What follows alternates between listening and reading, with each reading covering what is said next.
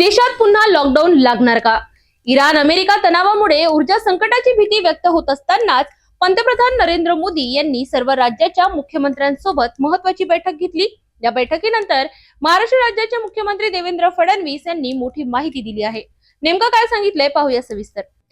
Iran आणि अमेरिकेमधील वाढत्या तणावामुळे जागतिक स्तरावर ऊर्जा संकट निर्माण होण्याची शक्यता वर्तवली जात आहे।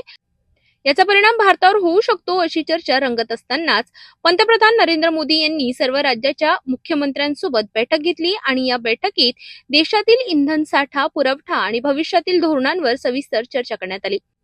महाराष्ट्र राज्याचे मुख्यमंत्री देवेंद्र फडणवीस देखील या बैठकीला उपस्थित होते। बैठकीनंतर पत्रकार परिषदेत बोलताना फडणवीस यांनी स्पष्ट केलं की देशात लॉकडाऊन लागू होणार नाही।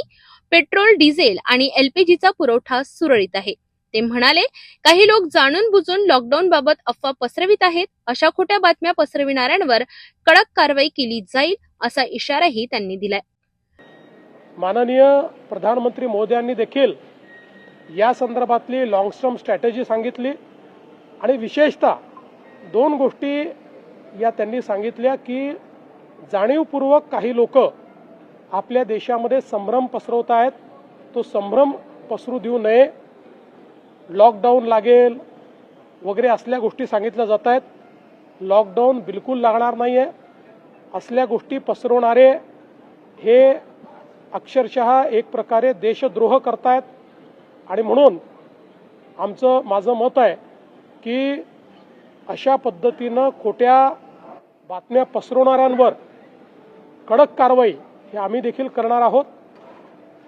प्रधानमंत्री मोदयांच्या ॲश्युरन्स नंतर मला हा विश्वास आहे की भारताने ही परिस्थिती टॅकल करण्याकरता जे काही उपाययोजना केलेल्या आहेत त्यामुळे आपल्या सर्वांचं जे काही जीवन आहे हे कमीत कमी इफेक्ट होईल अशा पद्धतीनं पुढेही ही सगळी स्ट्रॅटेजी तयार केली आहे। की भारताच्या आयातीवर अवलंबित्व कमी करत देशांतर्गत उत्पादन क्षमता वाढविली आहे। तसेच नागरिकांपर्यंत पीएनजी गॅस पोहोचविण्यासाठी नेटवर्क विस्ताराचं कामही वेगात सुरू आहे। याशिवाय राज्य सरकारने 150 दिवसांचा विशेष कार्यक्रम राबवून विविध क्षेत्रात सुधारणा केल्या आहेत। 40,000 कर्मचाऱ्यांना पदोन्नती देण्यात आली असून 90% शासकीय सेवा पुन्हा सुरू करण्यात आल्या आहेत। 150 दिवसाचा जो कार्यक्रम महाराष्ट्र सरकारने हातामध्ये घेतला होता त्या कार्यक्रमाचं समापन म्हणून त्या सगळ्या कार्यक्रमामध्ये विशेषतः ई गव्हर्नन्समध्ये ज्या ज्या लोकांनी उत्तम काम केलं त्यांना आम्ही पुरस्कार दिलेले आहेत। उत्तम डिपार्टमेंट्स, उत्तम सेक्रेटरीज, उत्तम कमिशनर्स, उत्तम पोलीस कमिशनर्स, उत्तम एसपीज, त्याचप्रमाणे वेगवेगळे कमिशनरेट्स, अशा सगळ्या कॅटेगरीजमध्ये ज्यांनी चांगलं काम केलं आहे त्यांचा आज आम्ही सत्कार केलेला आहे। विशेषतः एचआरच्या क्षेत्रामध्ये या 150 दिवसामध्ये खूप चांगलं काम झालेलं आहे।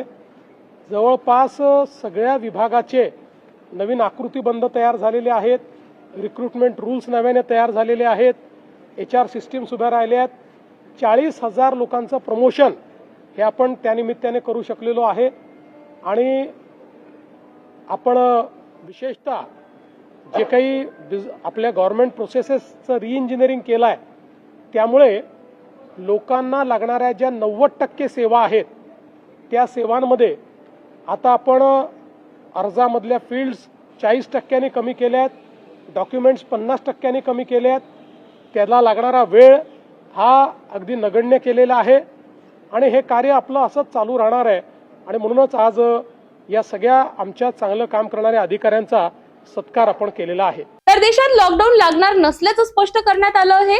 ऊर्जा संकटाच्या पार्श्वभूमीवर केंद्र आणि राज्य सरकार सज्ज असल्याचा विश्वास व्यक्त करण्यात येतोय।